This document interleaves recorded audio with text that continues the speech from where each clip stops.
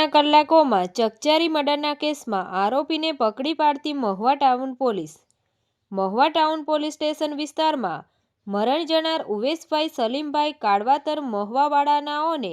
આરોપી દ્વારા માથાના ભાગે ગંભીર ઈજા કરી મરણ જનારની લાશને દોરી વડે બાંધીને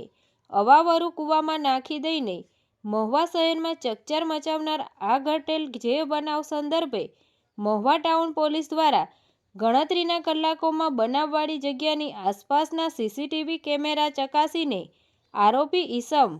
હસનભાઈ સબ્બીરભાઈ સલાટ ઉંમર વર્ષ 30 રહે નૂર સોસાયટી મહુવાવાળાને રાઉન્ડ અપ કરીને યુક્તિ પ્રયુક્તિથી પૂછપરછ કરી બનાવવાળી જગ્યાએ આવેલ અવાવરુ કૂવામાંથી મરણ જનારની લાશને શોધી કાઢી હત્યાનો ભેદ ગણતરીની કલાકોમાં શોધી કાઢતી મહુવા ટાઉન પોલીસ. તંત્રી મહેબૂબ રફાઈ સાથે રિપોર્ટર સમીર ગાહા, તપસ્વી ગુજરાત ન્યૂઝ, મહુવા.